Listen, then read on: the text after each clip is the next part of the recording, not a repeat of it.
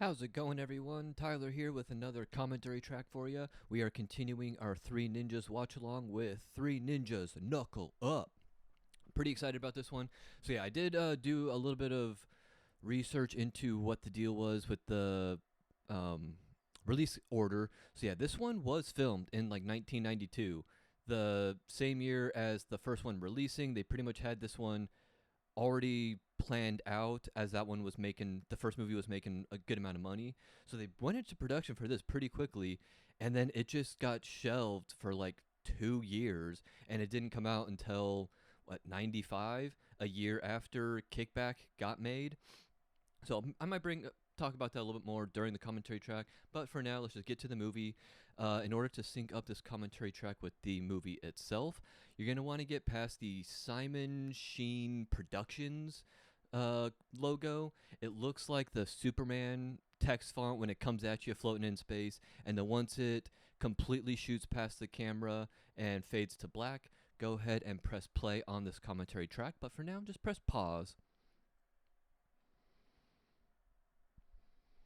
Okay, so yeah, I looked it up a little bit more. Simon S. Sheen, he is the not the original director of Three Ninjas, but he is the one that does Knuckle Up, Kickback, and High Noon at Mega Mountain. So the dude is pretty much the Three Ninjas creative force in my mind. He is the one that kind of kept it alive and gave these sequels kind of like their own identity and not just carbon copies of the first movie.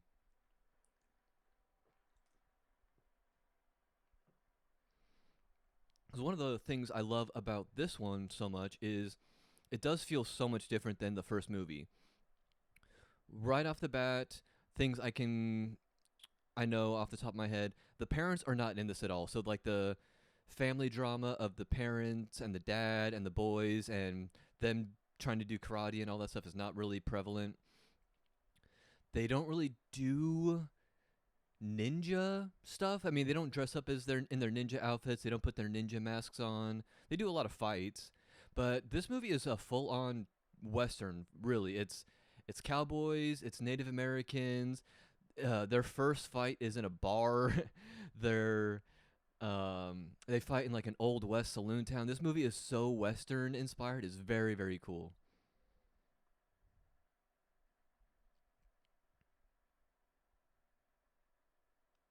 And then yeah, we're getting the quick rundown of what the bad guy is up to. He bought all this land from these people and he's using it as an illegal dumping ground for his like I think he does like trash. So I don't know what the guy does, but he basically is poisoning their land here and doesn't give a shit and all the cops are crooked. He's got his thugs and the boys like so western inspired. The boys are like riding through town, and they see this really intense thing happening. They have to stop it. Like imagine they were just walking by on horses instead of a car, and it would be a western. Or on bikes. Yeah, they actually do a lot of bike stuff in this too. They ride bikes a lot in this movie. Again, calling back to that like western horses feel. That's Donna Pensacati. What's her name? Mr. Pensati, the neighbor from that '70s show. That's Donna's dad. The little short, round police officer there.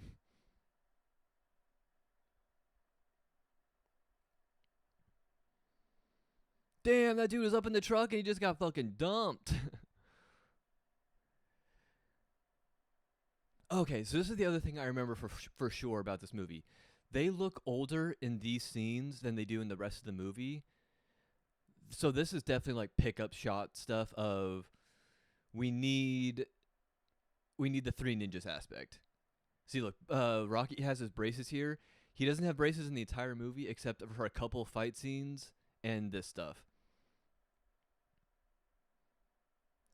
The other one I remember noticing he had braces a lot is there's a fight scene in one of the old saloon town bars or buildings.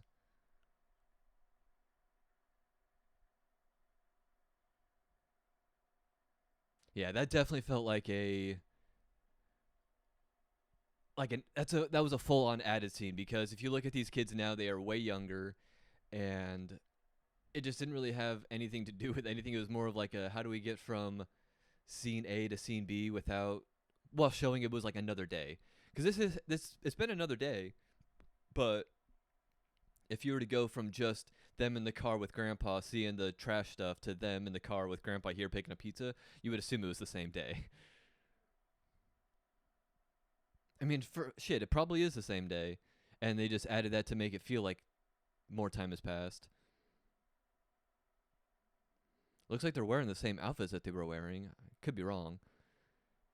I mean, it was only what 3 minutes ago, and I can't remember what the kids were wearing.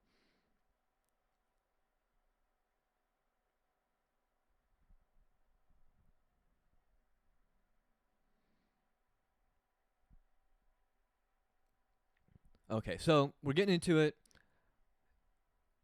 This is probably my favorite in the series.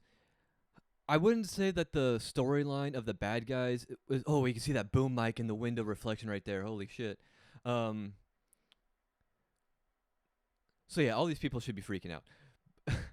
Way more. He just shoved a girl on the ground and poured like soda all over her. Shit, what was I saying? Okay, so yeah, I really enjoy this one. It's probably my favorite in the series because these fight scenes are so good in this movie. They have really, really good fight choreography. The the action set pieces are really cool. Like the fact that this is in a billiards kind of like bar setup is very, very cool. Yeah, you can hear the westerny twang music going on.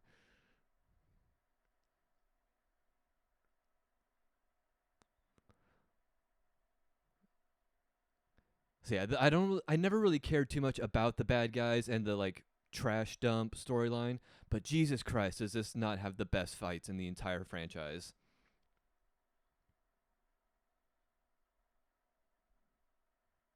Hell yeah, dude, the fucking pizza flips. Before the Matrix made that move popular too. Like that's what is that? Is that Bruce Lee? A Jet Li? There's a famous martial artist that does that move. It's got to be. I just know Neo and the Matrix made that move like way more popular. They come and get it.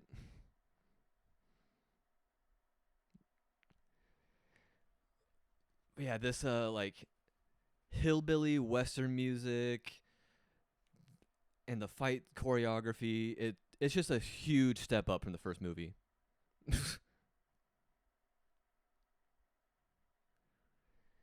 And that could be because of the new director. It's this guy Simon Sheen, and I looked him up a little bit. Crazy freaking story that guy had. He was like a political prisoner. He's a Korean filmmaker. He was kidnapped and held hostage in North Korea for like 8 years and was forced to make propaganda movies and documentaries about Kim Jong Il at the time. He eventually was able to escape in 86 by finding asylum with US ambassadors by doing movie film production stuff.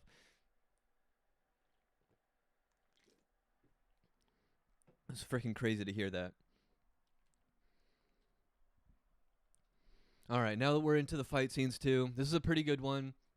I love the move with Colt doing like the backflip to dodge the pool ball getting thrown at him. It's freaking crazy. Him kicking the pool ball in the guy's nuts is crazy. And while we're on fight scenes, my official ranking so far from the fights in the first movie, I got about 5 fights down from the first movie.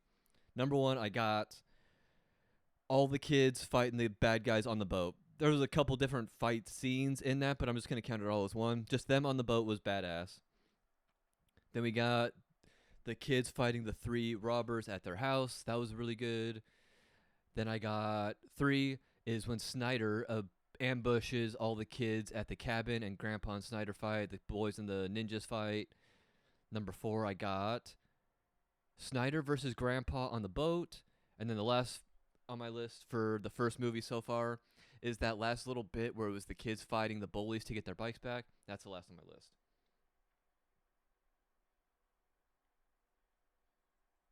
So right now we got kids bar fight, which I gotta say is probably gonna be pretty high up.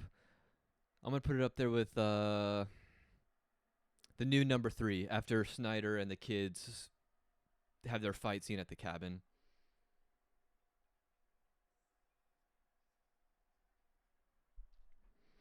So yeah, this one has some really cool stuff in it. I love them being able to use their pizza platters, like have that as a prop. They were using the pool table as a prop. They just had a lot of cool stuff to use.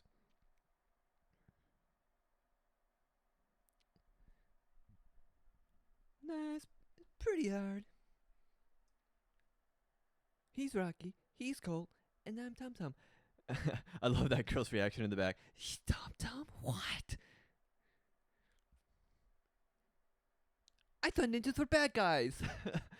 I forgot about this dumbass conversation.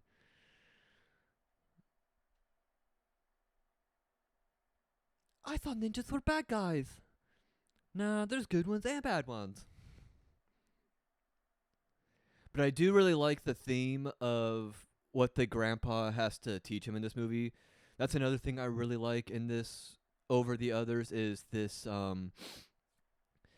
like humbleness that he wants to teach him. Like, yeah, I don't care that you guys kick ass and you want to help people and do the right thing.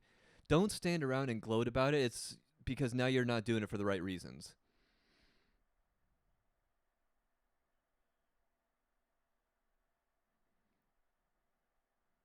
Good on you, Rocky.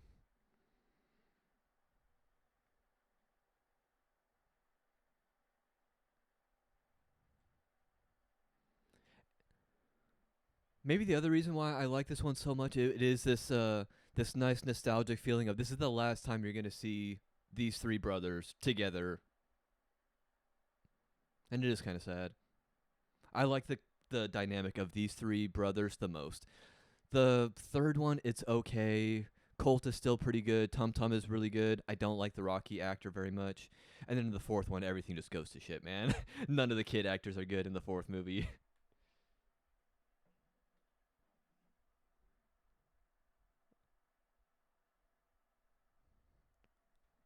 You want us to and smell good? You want us to stand up in dirt and smell good?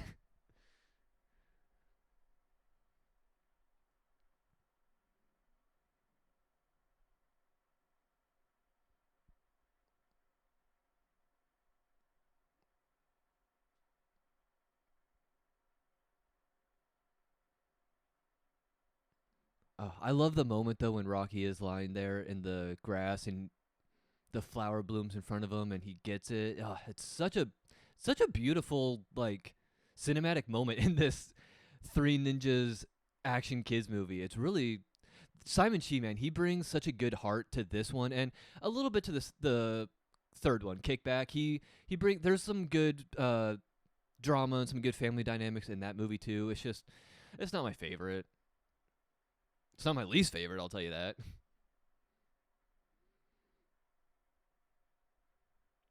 Ooh, such I love that move.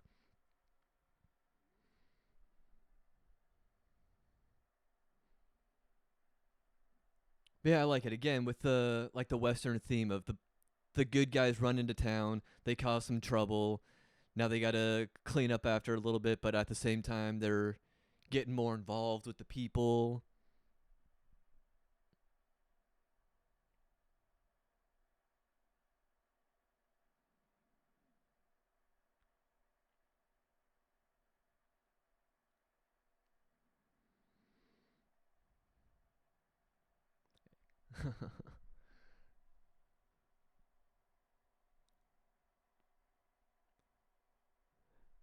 Look at her helping. Her their version of helping is dumping the trash, letting it spill out on the ground, and then just making Colt do it.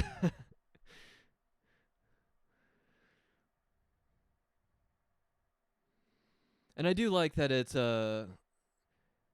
this movie doesn't have another Rocky love interest because in the first one it's Emily, in the third one it's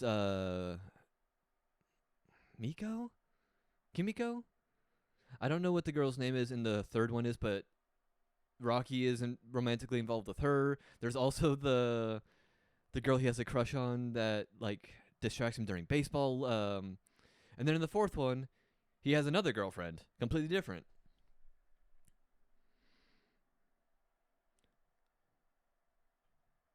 It's a little bit of a bastardization of my boy Rocky.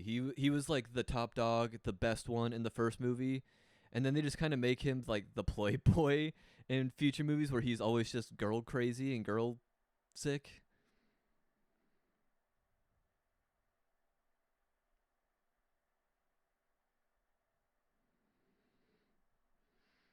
See, this is my problem with this movie is not that that isn't interesting, right? The fact that they are dumping toxic waste and all this garbage onto their land and uh just kind of like erasing it and like landfilling over it and letting that poison water and crops and all this stuff. That is interesting and very very sad.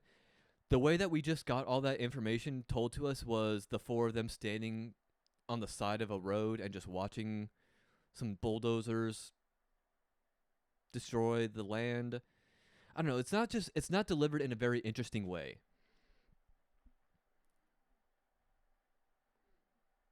Again, it's sad, but we just went from one scene of everyone talking to her talking over this scene. It's like I don't know. It feels like like you're walking through a museum.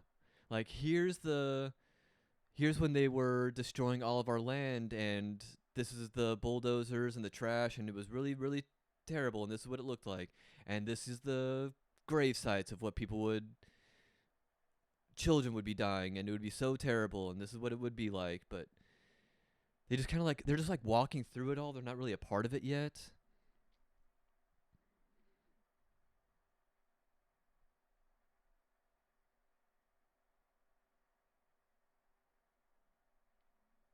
Yeah, it just kind of stumbles around a lot until the end. Then the end gets really, really good.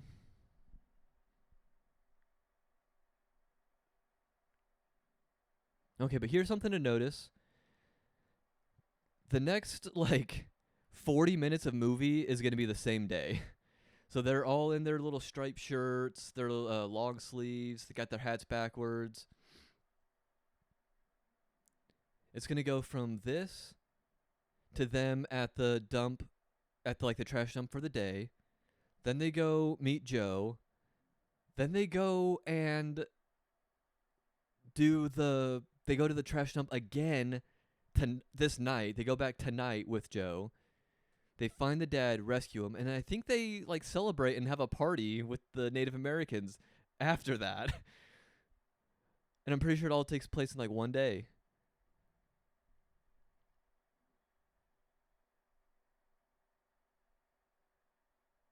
No.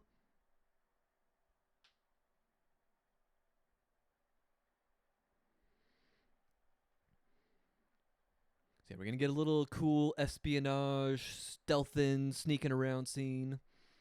You don't really get anything like this in the first movie, except maybe when the grandpa is sneaking around the boat, but that's pretty small potatoes compared to this. Like they're walking around in toxic sludge right now. They're walking around in the shit that kills that cartoon shoe in Who Framed Roger Rabbit.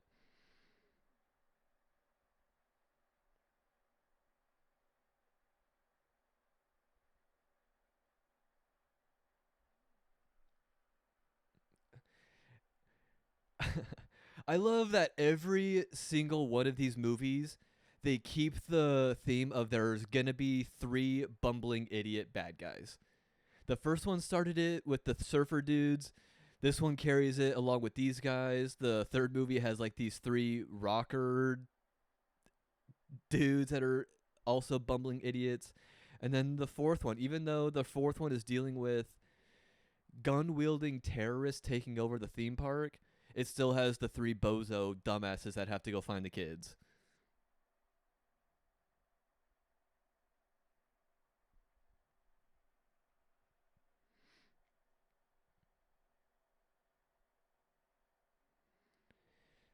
Ugh, man, again, just.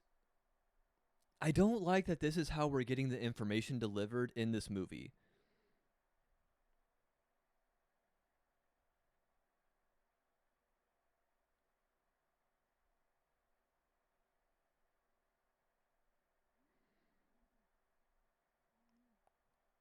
Because I'm trying to think back. In the first movie, we get information by action scenes. We're introduced to the villain by their dad doing like a FBI sting operation and that turning into like an action scene. We met the bad guy here by them just rolling up to a protest of some garbage being dumped. And our next introduction to this guy is just in a meeting with the mayor and police. Like, we get it. This guy is bad and he has the town in his pocket, but that's fucking every single small town western movie. Every movie is like this.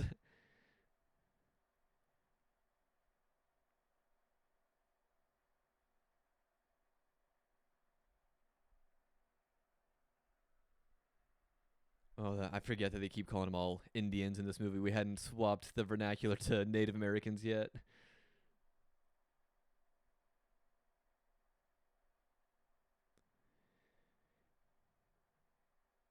I love that bit. But if you go back, the hose was like so far out of the sink, he would have noticed something, but it's a kids' movie. But for being a kids' movie, I did notice this one was rated PG-13, and I could have sworn it said PG-13 for non-stop ninja action.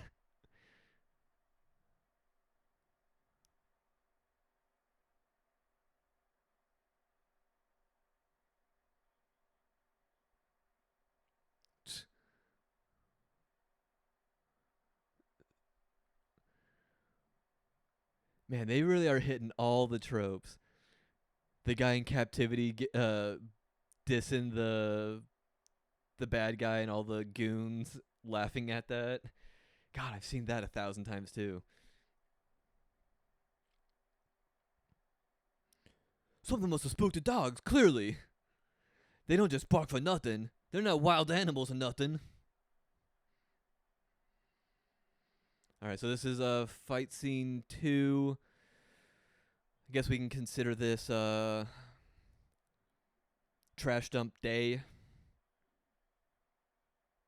Ooh, that was some good moves. That was a good little set of moves right there. A good combo, if you will.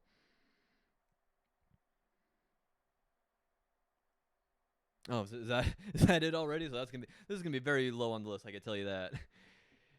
If this was the end of the fight.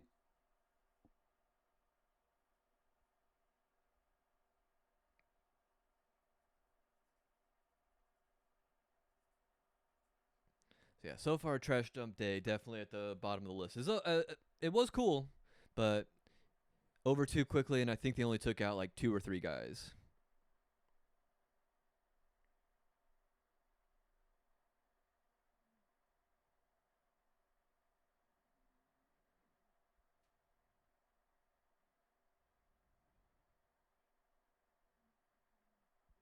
That always bugged me that it he's supposed to be like touching her face with the cold ice cream, but he doesn't even leave a mark on her with the ice cream, so I don't even think he touched her.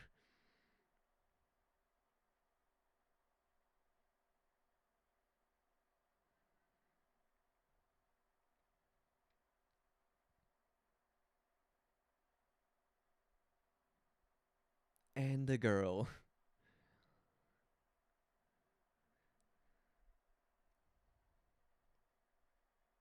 This movie's great, man. It's tackling racism and sexism.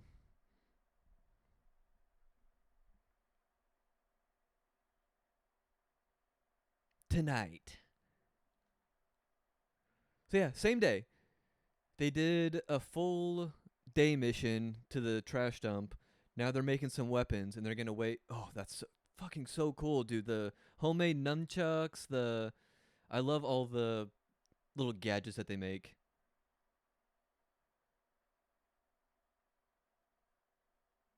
They got the same weapons kit as Catwoman.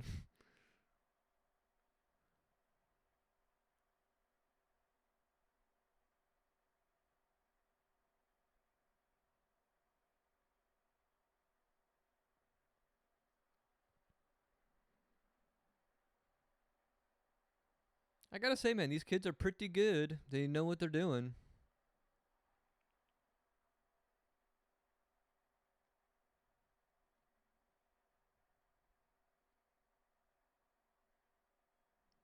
Oh, I loved those. Those like fake wooden snakes. Those are so cool.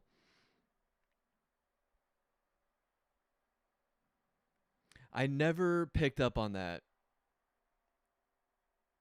Wow. Her. I never noticed that she cut off the tips of the arrows.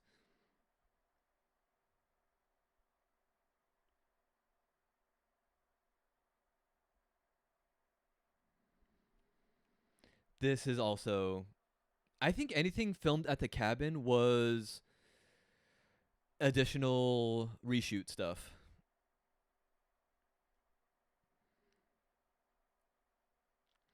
Cause yeah, it would have gone. Yeah, that was totally. Wow, it's so much more obvious now. Cause it was so clearly that they just spent the whole day there until it got dark. Cause yeah, it would make absolutely no sense for them to spend the day making weapons with her, go home, sneak out, and come back and do this. And definitely not in the time that it would take, because it's barely sundown right now. Because it's still a little light up in the sky, and there's still a little light on their faces. But when they were leaving their grandpa's house, it was pitch black outside. Embarrassing.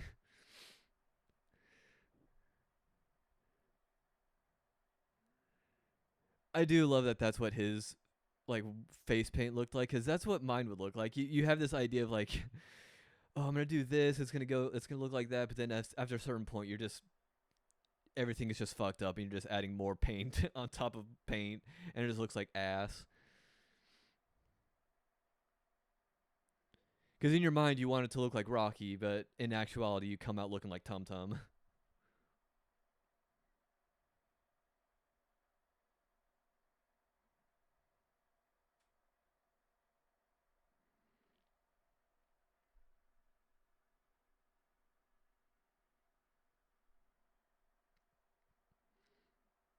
And is it cultural appropriation if she lets them put the war paint on their face?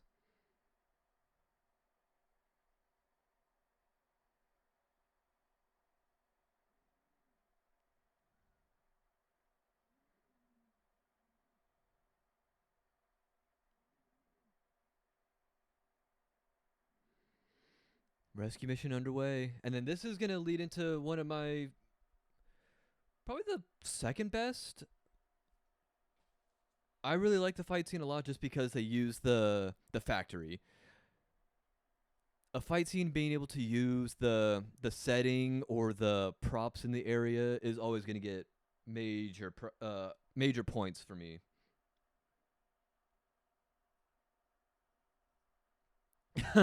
Jesus. The the ADR lines there. What are you doing? What are you talking about? This movie is so cartoony. I can't stand it.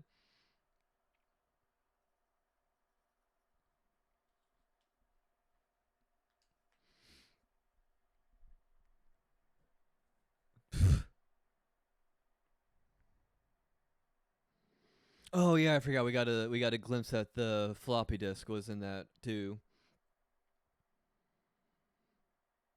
That's usually all I would notice in that scene of her with the arrows.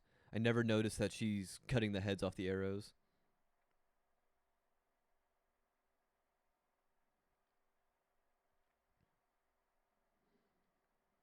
That works if they're barefoot. These guys are walking around in steel-toed boots and cowboy boots. They're not gonna they're not gonna step on barbed wire, and it's not gonna hurt them.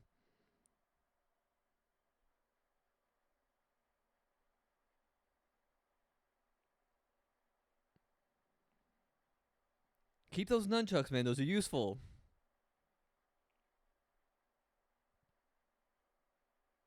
I just saw Joe like duck out of the way and let her old man just get walloped.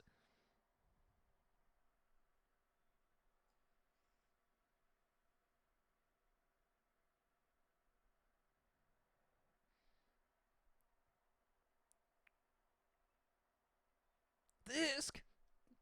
Get the disc!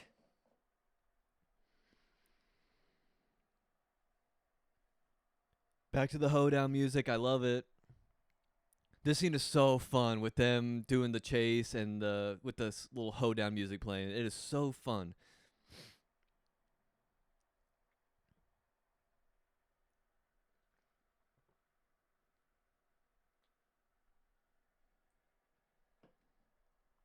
And also, while you guys are trying to grab the disc, stop getting your asses kicked by these 10-year-olds, please. It's embarrassing.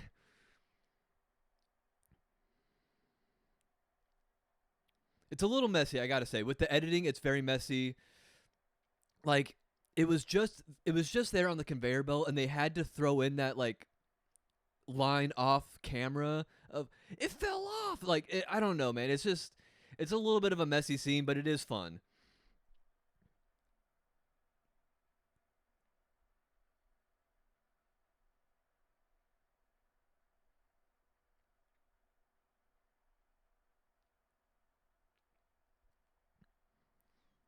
Again, just it's supposed to have that cartoon. These guys sell it a lot more because they're adults and they actually know how to move their bodies in a cartoony way like that.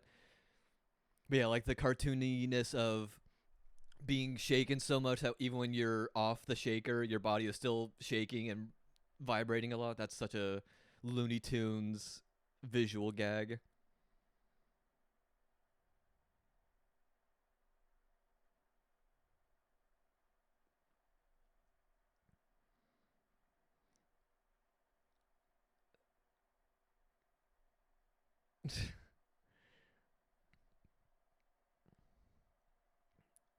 Love this part.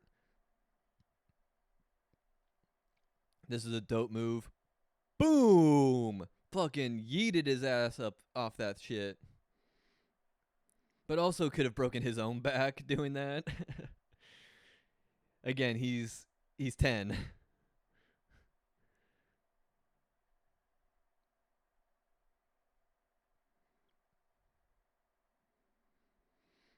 But yeah, that's one thing I was trying to mention earlier during the bar billiard, like the pool hall fight, is this dude Simon Sheen coming in. He really brings a fun energy to it. He adds a lot to the fight scenes because in the first one they're good, and you can tell it's the kids doing a lot of the fight choreography, and you can in this one too. They're doing most of it, but they use stunt doubles a lot more in this one, and they're able to do a little bit bigger stuff and a little bit more dangerous stuff that the kids wouldn't normally be able to do.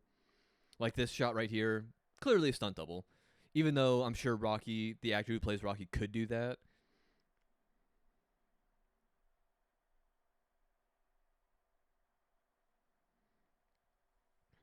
But yeah, they're not letting Rocky do that. They're getting stunt doubles for that shit, which is cool. I can't really think of any times that they use like obvious stunt doubles in the first movie.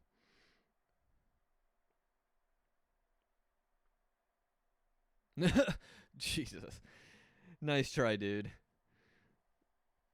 I always love that. Like, what was he expecting? Another kid or I love it. Rocky just tearing house here, dude. He was always the best fighter. In these two movies, he's yeah, I guess in the fourth one a little bit too. He does some pretty good fight scenes that the other kids wouldn't be able to do.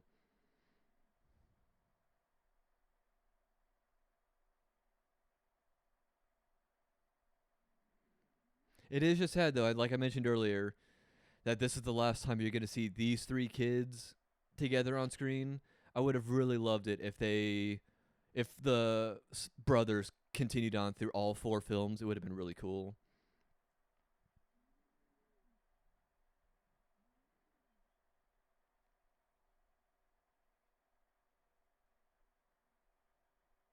Little homage to Indiana Jones. I think it's the Last Crusade when they burn the sewer with him and the woman in there.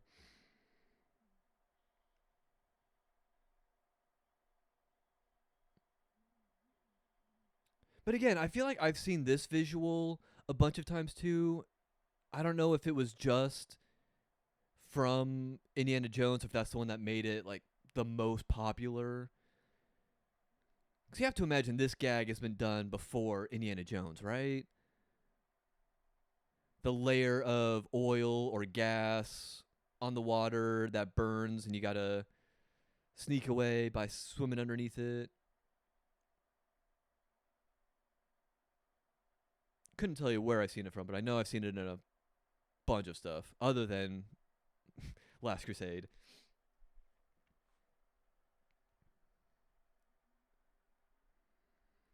Here we go, another added scene.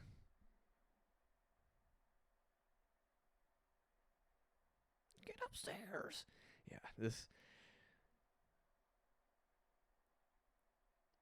But I'm pretty sure it all is just part of the production hell that this movie kind of fell into, where it was just kind of sitting on the shelves for a year, 2 years.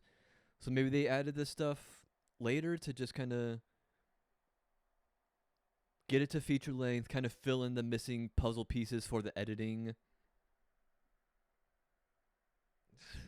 Hey! Good night, Grandpa.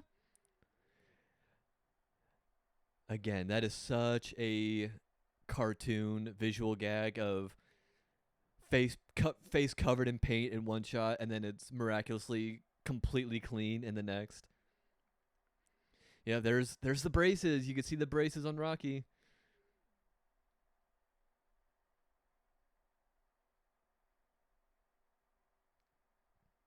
But honestly, without this stuff, the grandpa would barely be in it, and the ninja stuff would barely be in it. Yeah, Colt is old here, and Tom Tom looks a lot older too. Not as much. He didn't age as noticeably, I would say, but Rocky and Colt definitely are in that age range where 2 years of age difference is a lot. You're like into puberty and nearing adult teenagehood.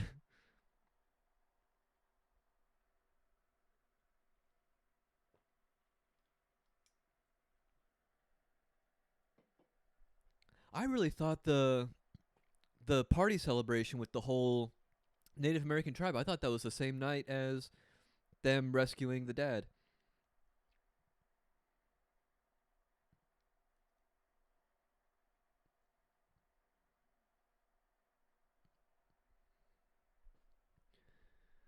I mean, originally maybe the story was that they just go right to this celebration after rescuing the dad, because again, all that cabin stuff is filmed after the fact.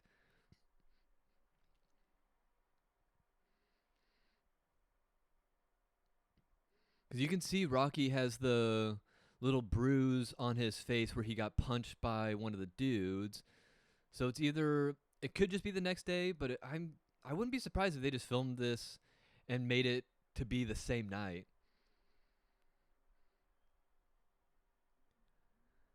And I did see that one of the trivia facts was that one of the shoot nights went until like 4 a.m. It had to have been one of these nights, because this is full on past midnight, middle of the night kind of shooting.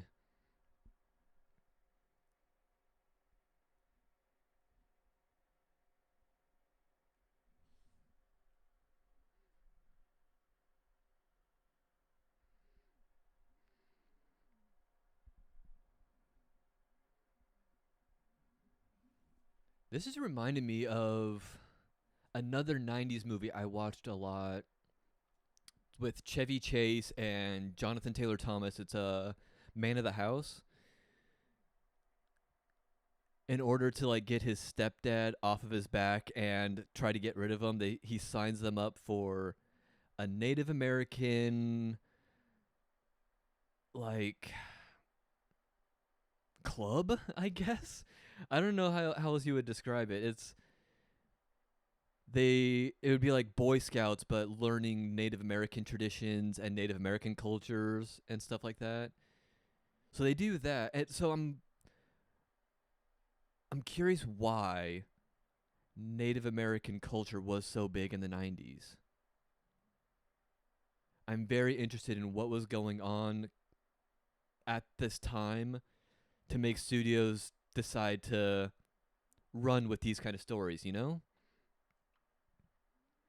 I mean, it's great that they're getting a lot of representation. Look at all of these Native American actors that are getting some screen time right now, that are getting to show off their outfits and their culture a little bit. It's very cool, but why?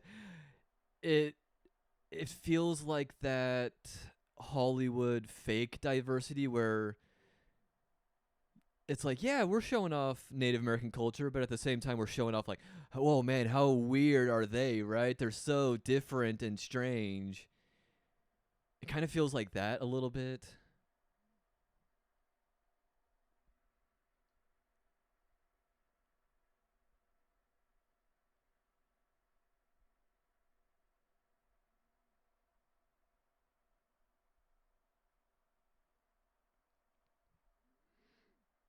But again, it is very dope. I like the blending of Eastern and Western philosophies. I mean, this is something that's been done in Western movies before. It's bringing the Eastern karate philosophy of helping people for the right reasons with the Western cowboys versus Indians setting that they're getting thrown into. I like it. This is a cool moment too. I love this dance. I used to know it. I probably still do.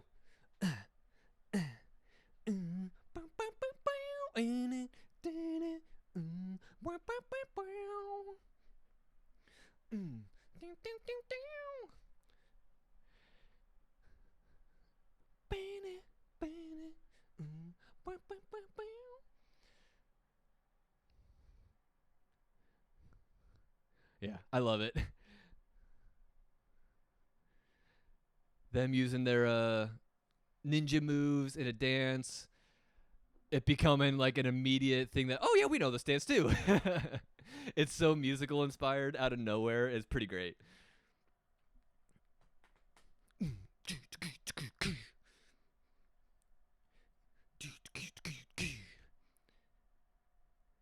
Yeah, if you would have told me in the first Three Ninjas movie that you'd be getting a full dance number in the sequel,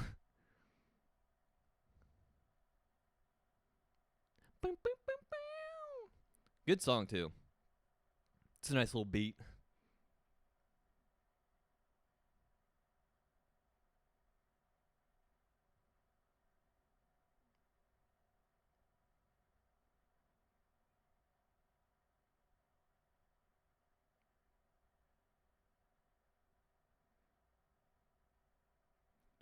Don't run!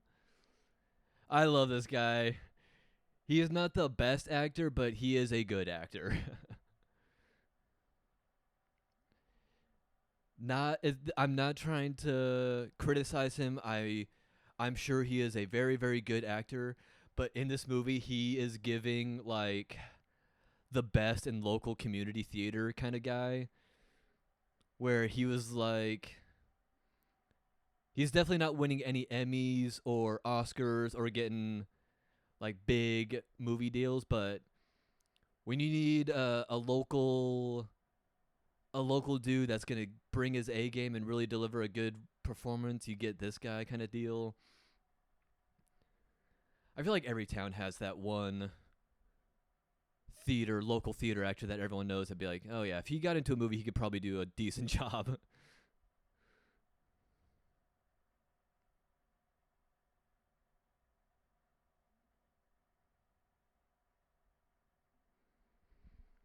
All right, so now we got another fight scene. Something was cut. You could see the bullet holes all over the door. So they definitely shot up that cabin a lot, and they had to cut that out.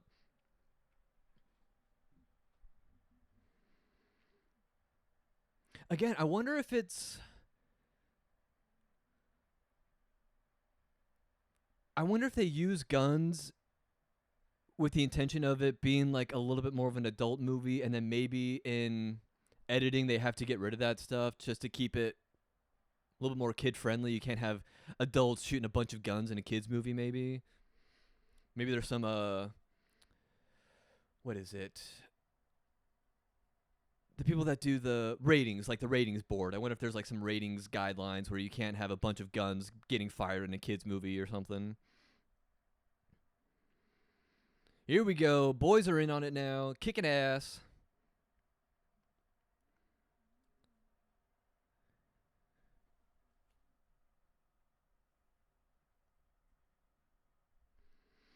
I'm gonna put that trash dump at night.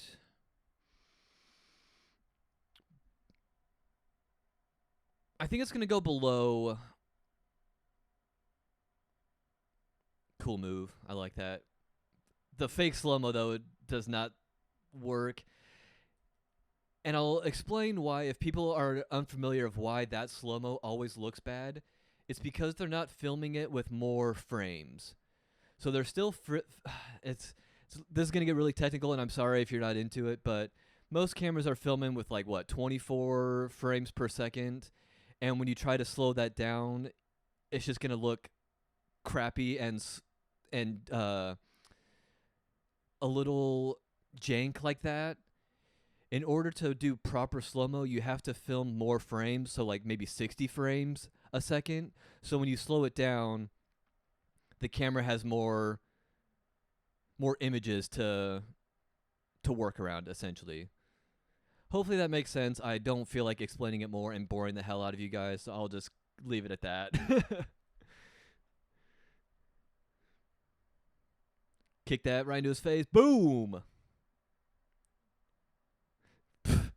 I love it. Just kids being able to get the better of adults in fight scenes is never going to not be funny. Okay, so what we got here? We've got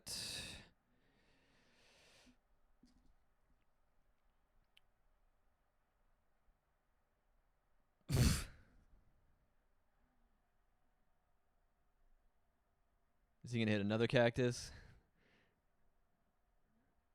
So that was something I don't think I ever understood until I was a little bit older watching this, that he's putting like hot pepper water into that sprayer. I didn't know what he was grabbing when I was younger.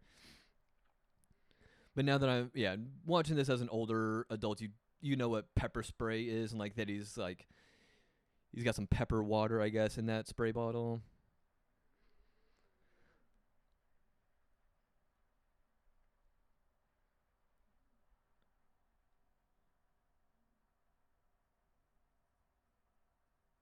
So I guess we'll call this the camp fight night. Just get that on the list. I'd probably put this under the billiards and the little pizza parlor fight, just because they have a lot more fun with the setting of that one. This one's just kind of the kids beating the shit out of those guys. Tom has some cool moments with the cactus and all that, but that's about it.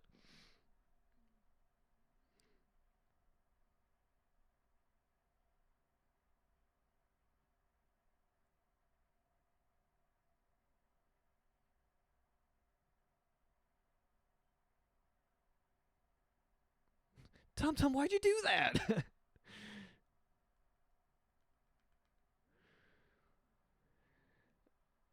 I love. I don't know, the dumb choices that the bumbling idiots make in these movies always tickle me. This guy in the background, he was doing the like hand wave thing that you do when you're just like bored in the car. I don't know, man. They just make dumb choices like that, and it really tickles my funny bone. Get on the horn. Not that, you idiot, the phone.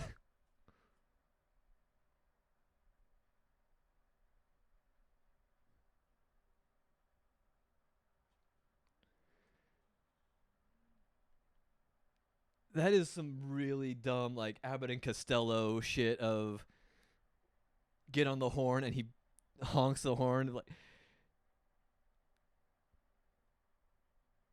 being so dumb you don't understand metaphor or analogy. I don't know what would you call that when you're using a word to mean something else. That's like elementary English that I've completely forgotten by now. Similes, metaphors.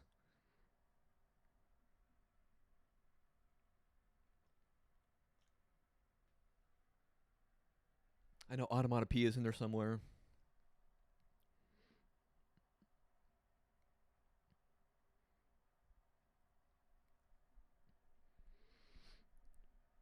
And we're already getting to the big climax of the film. It's a long climax, but this is it.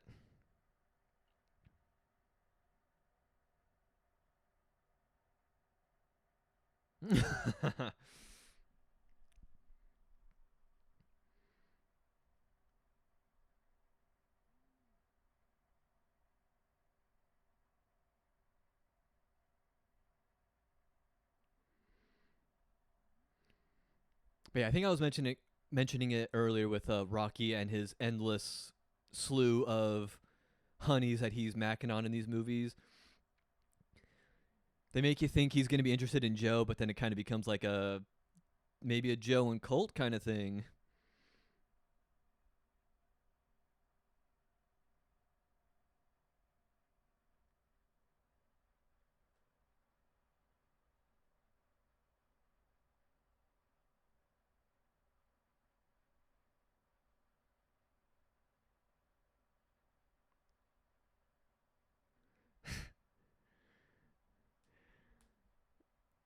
I don't think I get that joke even now.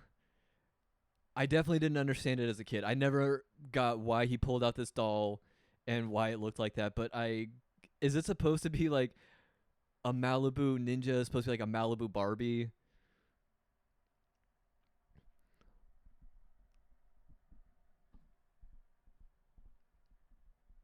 Hey, that's a Malibu ninja.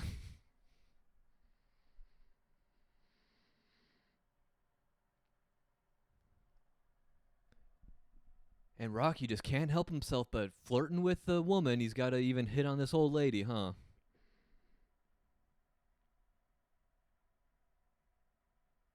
But I do like that she is kind of given a little bit more to this theme of um, the thing that the grandpa's been trying to tell them of be humble. Don't. It's okay that you guys want to help out people. Don't gloat about it.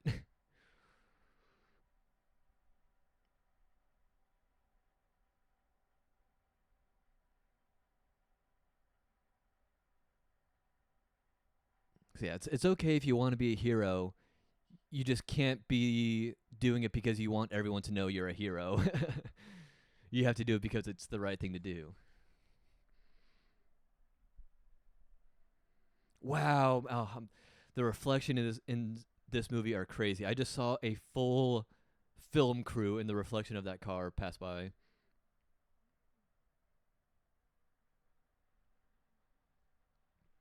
Here we go, baby.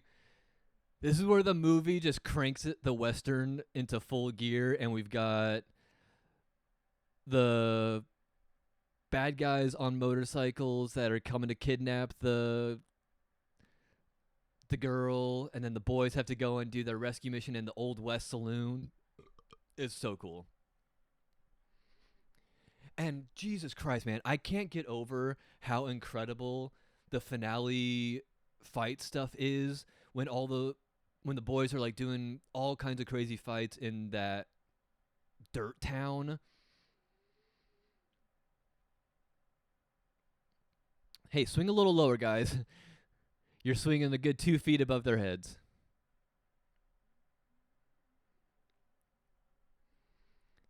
And I know it's a movie. You're supposed to feel tension and drama. Like, are they going to get out of here? But you guys are in cars. They're on motorcycles. You just have to floor it. Yeah, that's all you have to do. You just have to drive. Either they get out of the way or you run them over. Either way, you're not at fault. You're being attacked on the road, so it's self-defense at this point. Like, start bobbing and weaving. I would start knocking these assholes off, dude. But that's dangerous. It's a movie. You can't be doing that kind of shit. It's not real life.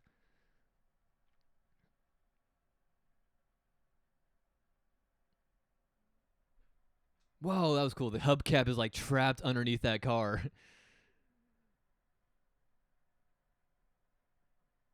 That's cool. That was a very fun accident. The hubcap just like clinking around underneath there. That was really cool. It's not a stink bomb. It was a smoke bomb. And true smoke bombs, these kids would be fucked. Like there would be mucus and snot coming out. They'd be gagging and barfing all over the place. Like they'd be out of commission for a good hour. I mean, it knocked her the hell out. What happened to her? Did the guys punch her? What happened to this lady?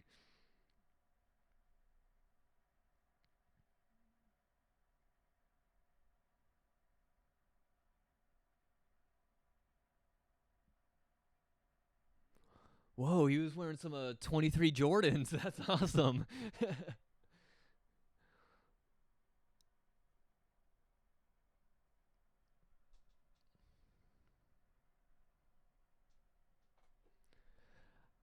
I literally didn't see Joe at all. I don't know where she is.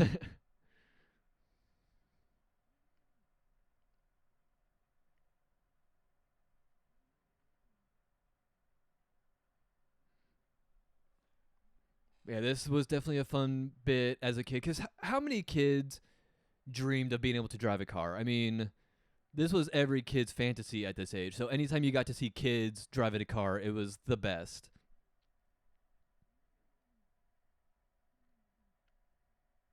They do make it look way easier than it would be for a kid to drive because a kid would have to reach so far to hit the gas. Knowing how to like put it in drive would be a challenge. Most of these old cars from the 90s still had stick shift.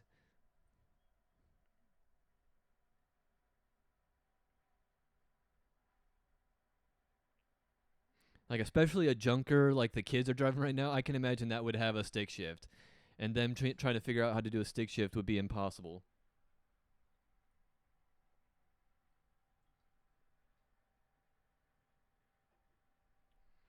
As someone who's only driven manual transmission, I don't think I could pick up stick.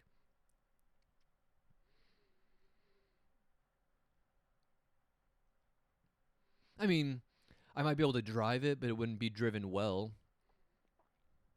I'd be grinding gears all over the place for sure.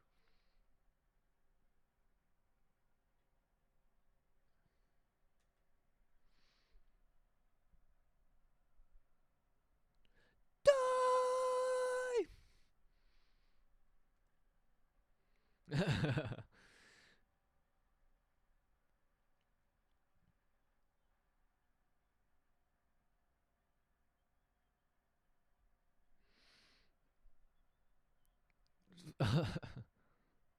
What? I love that. Him yelling rock and him thinking he's calling his name.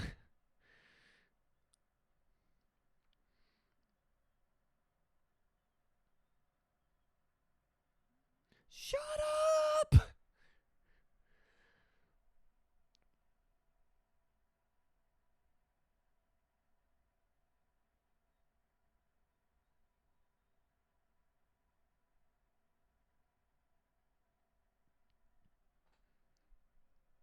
I gotta say, I have always wanted to do this.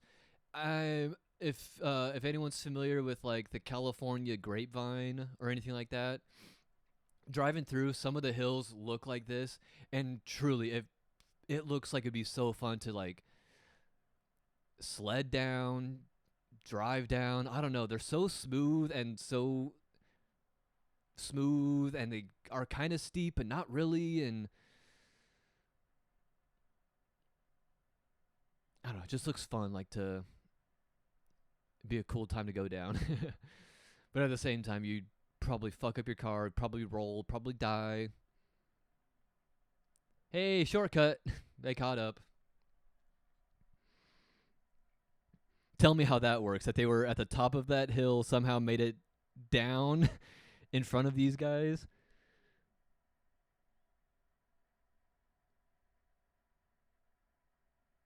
Damn, those guys just got clipped by the car.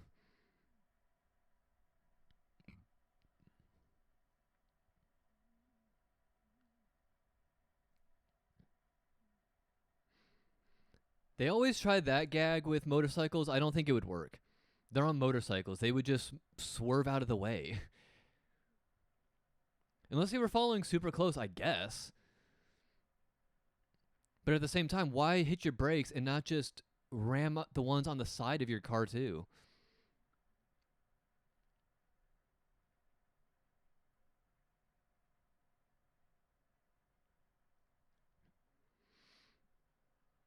And this is on the motorcyclists. I mean, they were right there. The fact that you lost them and you were 10 feet away is on you guys. It's not like you were in a car with blind spots. You're on a motorcycle with a full 360-degree view at your disposal, and you lost them. That's on you guys.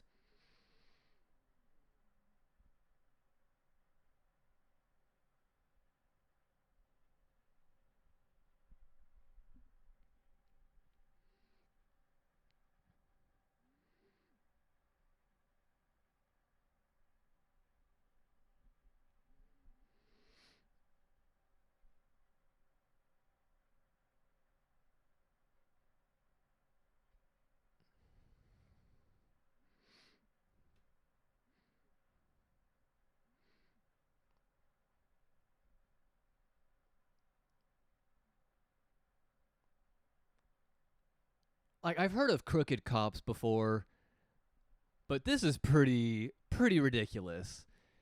This cop knows everything that's going on, and he's letting all of it slide. At a certain point, you have to step up and be like, okay, child endangerment, you're kidnapping, you're killing a lot of people. I feel like we might have to step in and do some actual police work now.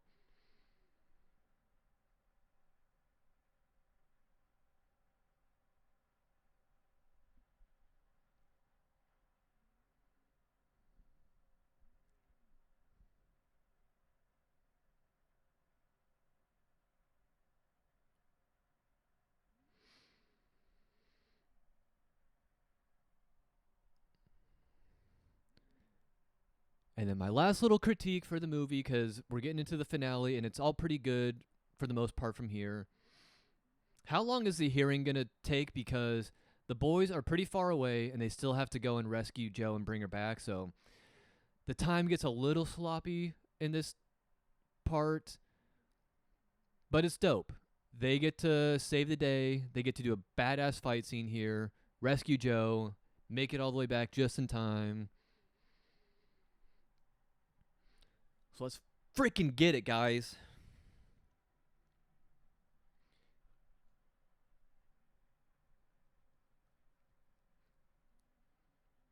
Go. And gorillas belong in the zoo. What?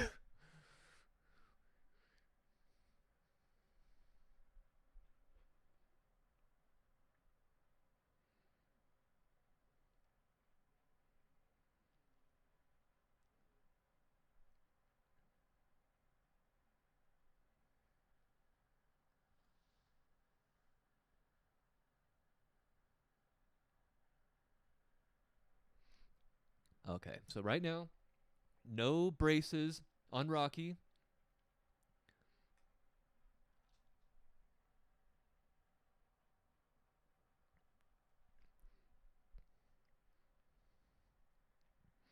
And then they split here, and Colt does some cool shit. I love what Colt gets up to. This run and his little flip off the boom, sick as hell. But all the stuff with Rocky and Tum Tum is, I think, filmed later because Rocky has braces in this entire fight scene. So either they didn't have something planned for what Rocky and Tum Tum would be doing when they run away and split, or they just had to reshoot everything because they couldn't use the footage, maybe.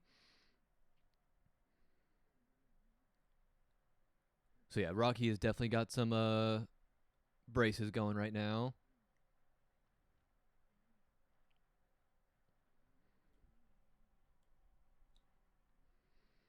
It is a fun bit. I love the incorporation of the jukebox into all of this. This is a really, really cool set piece and a cool use of the space, use of the, like, they use the music that's being played.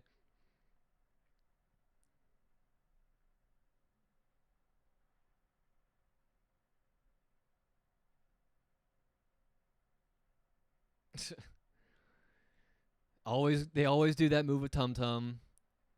They keep him at the arm's reach, and he can't hit.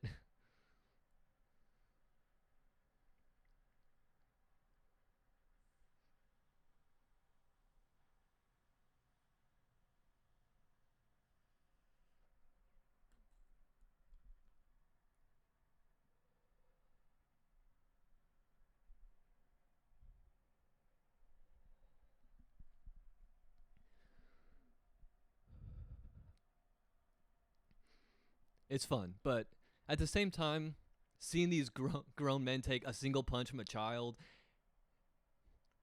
and and go down is pretty ridiculous.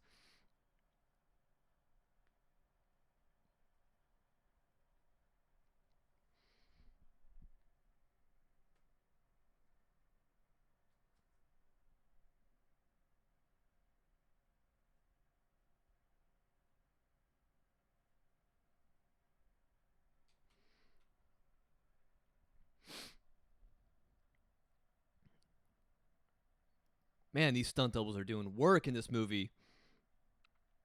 Wow, the braces are so obvious in some of these shots.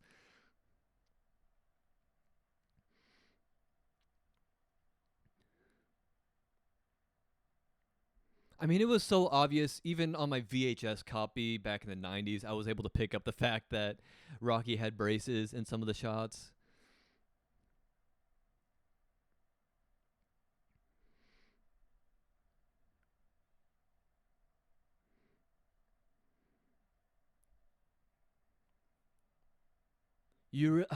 It's so dumb. You gotta really suspend your disbelief when the bad guys are this dumb.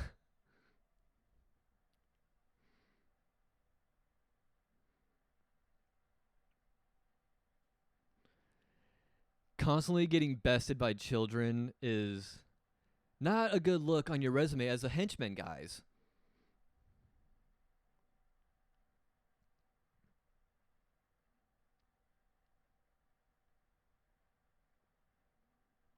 I'd be so curious to see what the original cut and like what the original pacing was of this movie, because the fact that Colt got separated from the boys during this fight tells me that maybe they were all separate and they were all doing like their own cool fight scenes. I don't know. It's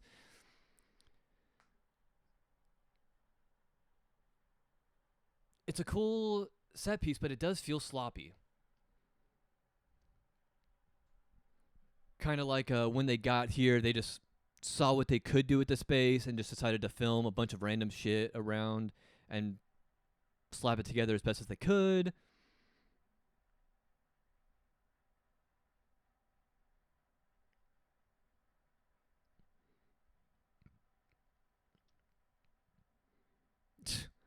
This guy can't even climb down a ladder. At a certain point, man, you're just better off getting knocked out by one of the kids. Love this part. This is so Jackie Chan.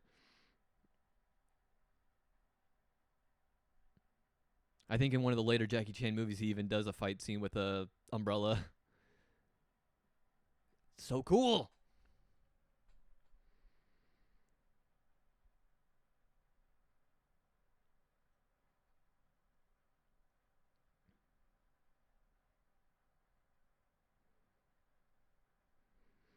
Man, these goons are freaking useless.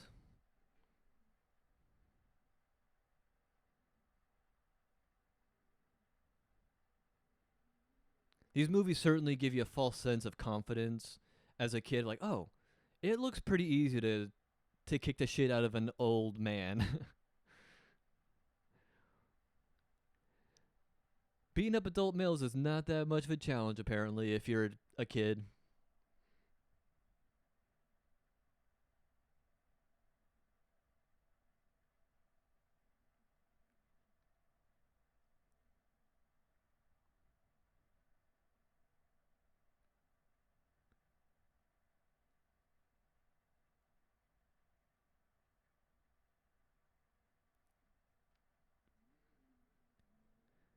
How about you just speak up like, hey, I'm not going to say anything with that guy in the room on the phone. He has my daughter captive, and the police aren't doing anything about it, so this whole trial is a wash in my books, guys. What the fuck are we doing here? The old lady. Cut to the old lady, so concerned in the audience.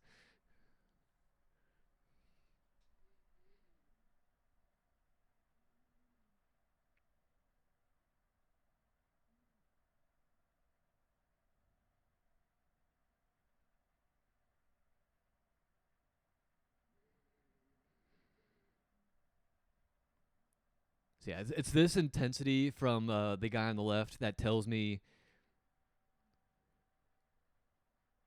he is an actor, but in the sense that he's very, very good at acting. You know what I'm saying? He is very clearly acting in those scenes, and which is fine. But a good actor doesn't show that they're acting. You know?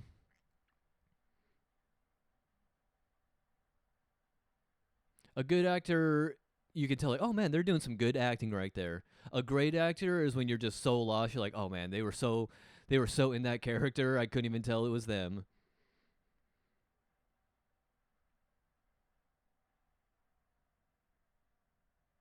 Man, they got some good choreography in these fights. God damn.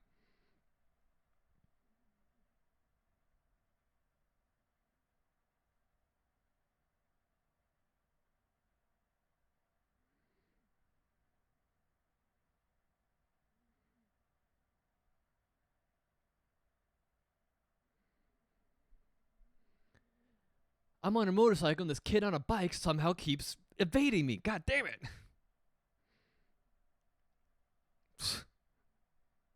uh, aren't you going to introduce me to your friends?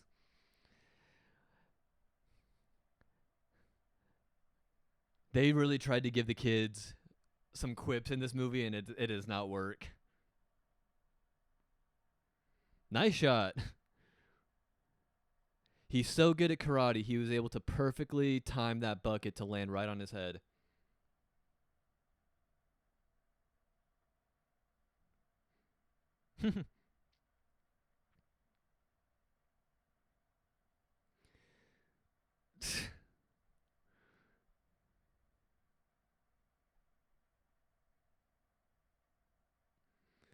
What is up with that door? It looks like he's on the backlot tour of Universal Studios right now.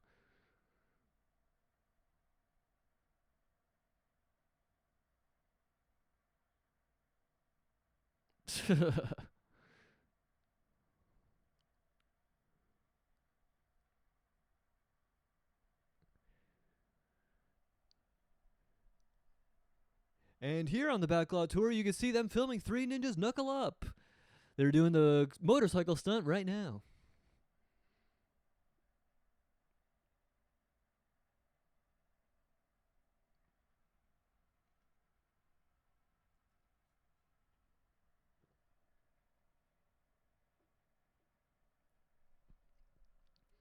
I do love when a movie can like break the or get a little meta like that. Like, who the fuck are these kids? I don't know, man. These kids are goddamn demons from hell. They are insane.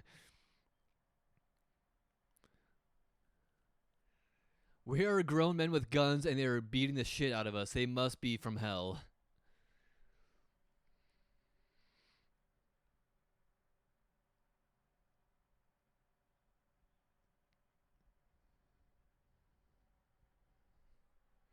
Another good visual gag cartoon bit here. Aya! And then you can hear them like fighting in the aya, aya, aya.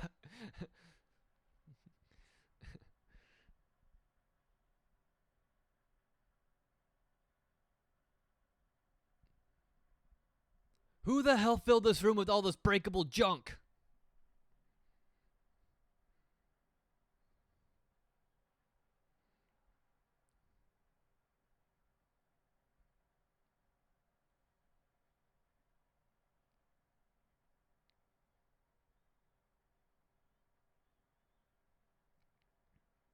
Hey, babe, he's got a helmet on. I don't think the hit to the head is going to register that much.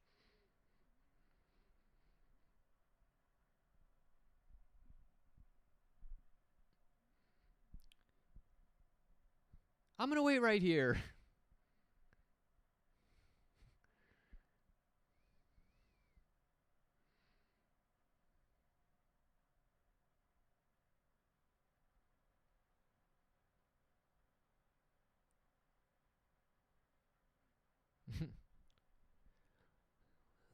that tree came out of nowhere about 100 years ago.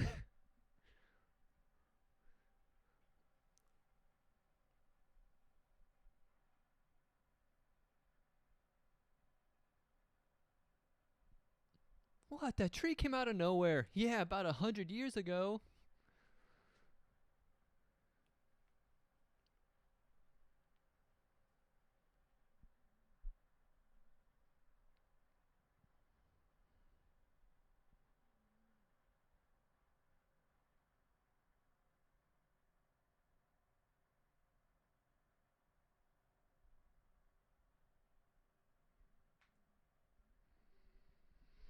I understand he'd be playing a very tough gamble with his daughter's life, but at a certain point, I don't think I would because, yeah, again, it's like when it's your family member, it's a little bit higher stakes and you don't want to take the chance. But are these guys really going to kill your daughter if you tell the truth about what's going on? Because now they're going from just like poisoning land and all that to just straight up kidnapping and murder. I don't think they want to take that leap.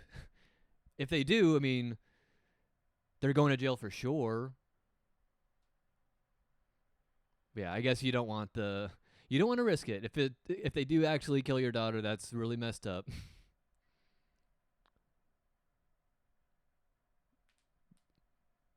But I feel like you would have to call their bluff. Just be like, I don't think you're gonna kill my daughter.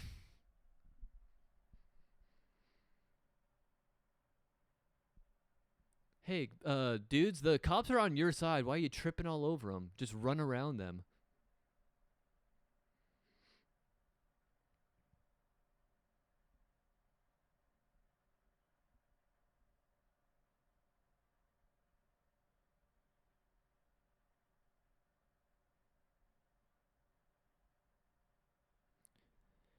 Joe, they're after you. Run ahead, please. For the love of God, go and meet your dad. Love it. That move always rocks. I don't know what you would call it, but the double hands grabbing, you both spin around and twist around and do some spinny leg kicks. Oh, so cool. Practicality of it is probably zero, but damn does it look cool on camera.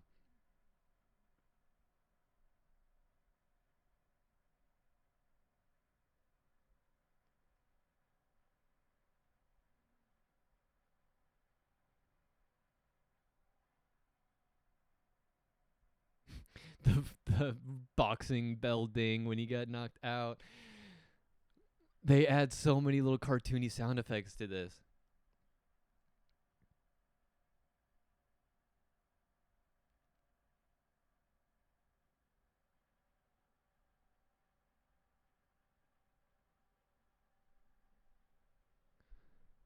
This quip only works because he trips.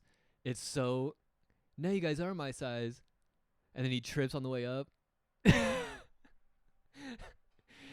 The little trip is what makes that gag so goddamn funny. It was unintentional, so genuine, and so in line with like what a kid would do in that moment. Like saying such a cool, thinking he was saying such a cool badass line, and then a little trip stumble on the way out.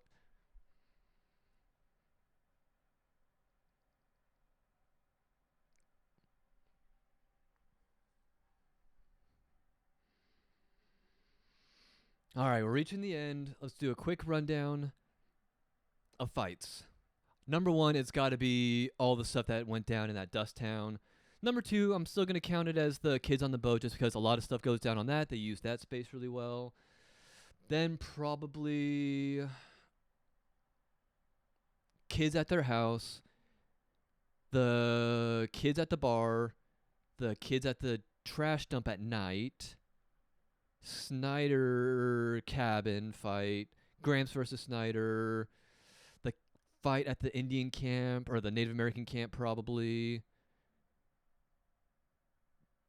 bullies on bikes, and then the trash dump day. I don't know. I'll work out that list a little bit more after the fact. I'll clean it up a little bit more and get them all in my proper order for the next one.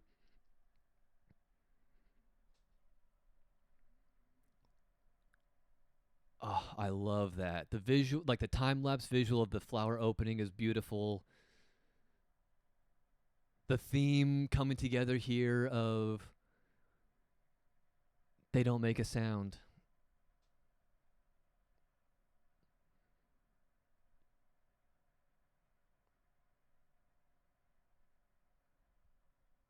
Yeah. The beauty of the silence, the importance of just doing what's natural and not making a big show about it.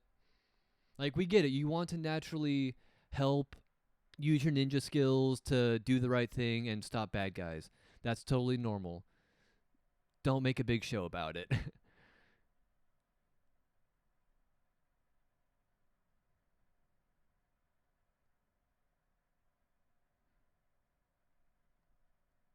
I I do love the inverse of this though, and like imagining when a flower blooms, it's just like, oh, look at me, ah!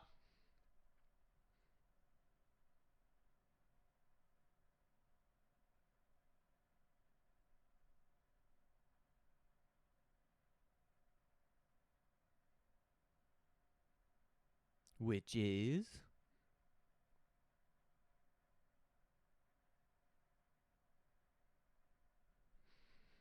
we learned something.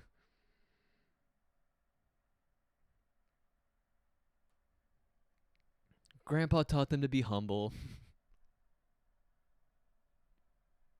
but ninjas can.